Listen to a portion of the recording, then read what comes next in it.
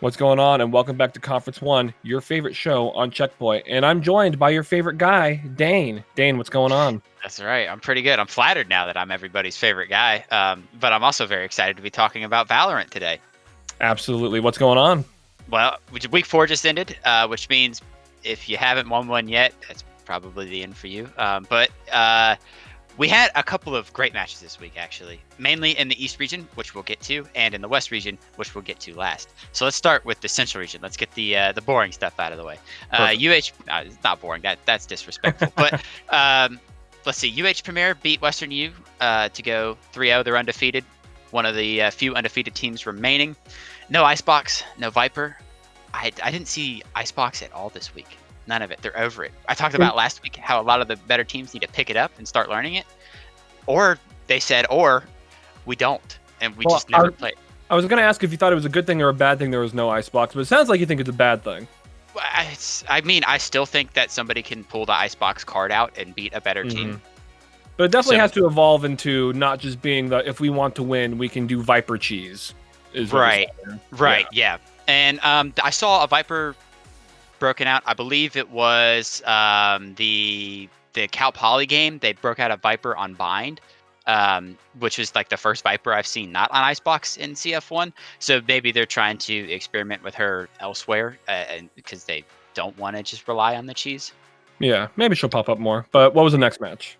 OSU beats Wichita. They're also undefeated. That makes UH Premier and OSU the only two undefeated teams in Central Group 2, as they were last split. They play week 5 to determine who's going to be first seed going into the playoffs. So okay. And do you think there's a team looking better than the other of that matchup? UH Premier won last time, and they dominated Western U. Western U has kind of fallen hard. They were third last split. They're 0-3 now, but they still, like, UH Premier still dominated, you know. So I'm gonna give my money to UH Premier if I were a betting man, but I also wouldn't take my word for it, because despite me, usually being right, I say I'm always right, but I'm gonna say usually, because if I was a betting man, I probably would have lost a lot of money this week. Probably. Because in the East group, Miami finally lost to UW. Finally. Oh, snap. Yeah. That makes Miami falls out of the elite league of undefeated teams, making TAMU, UH, and Rutgers the only true undefeated teams left in the league. UW goes up 4-0 in that league, in the East Group division, and the Kings, I guess, like that makes them first seed unless a major upset gets pulled off. UW has done it. They're probably going to be first seed going into the playoffs, which is huge. Which is like the difference from playing Ryerson and playing somebody like West Point.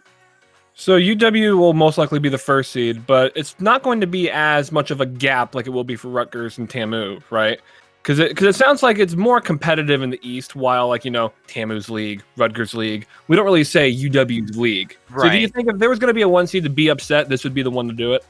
Yeah, it's like it wasn't like a huge upset, to be honest. Maybe it is because when they played last division, it was super close. It was a nail biter.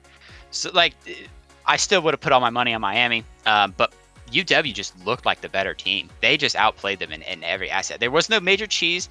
There was no crazy off the wall strategies. They just were in their heads. It was whenever Miami tried to make a play, UW was there with a counterplay over and over and over again. And if maybe UW just did their homework, maybe Miami didn't do theirs. Honestly, with the way I know Miami does their footage review, their game footage after the fact, and the way they can learn from their mistakes, in another rematch, I would probably put my money again on Miami. But as it stands, UW first seed. So that's the East. In the East 1 and Central 1 groups, Rutgers and TAMU, as you mentioned. Same story. Yep, they're winning. But the West group here is also what we need to talk about, because UC Irvine beats WGA, which, as of last seed, would have been an upset. As of this seed, is not. UCI goes up 3-0. They're a powerhouse right now. WGA drops 0-3. They were second place last split. Now they're last. Falling from grace. And it's sad. You hate to see it. You really do. But speaking of nothing, Cal Poly beats CU Boulder. SJSU beats Cal Gold. all three, Cal Poly, SJSU, and Cal Gold are 2-1. There's a 3-way tie for second place. That's gonna be resolved awesome. next week. Yeah, that's how you know that you're watching a good esports league if there's a 3-way tie for second. Definitely. And West Group is like the most competitive division, I would say, for my money. And that's going to be resolved next week. Cal Gold plays WGA and Cal Poly plays SJSU. So we will have a second place at the end of next week. And so do you think, kind of similar to a question I asked you earlier, is UCI going to kind of enter that TAMU Rutgers kind of position, or is it UCI just kind of, they're just in the top spot right now? Maybe it'll change, maybe it won't. For my money, I'm going with the latter. I think they're in a top spot right now. It is like to change. There's so much good Valorant being played in the West Division. SJSU is such a good team. Cal Poly is such a good team.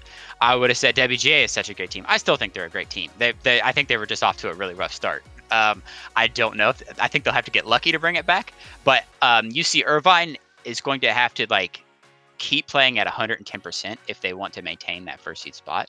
I think SJSU is really mad that they lost. I think that was the biggest upset we've seen in this division, and they're going to want that revenge. And we're going to have to wait into the divisions to see if they get it. But I would not say UC Irvine is in that TAMU Rutgers sort of league where they're that much better than everybody else.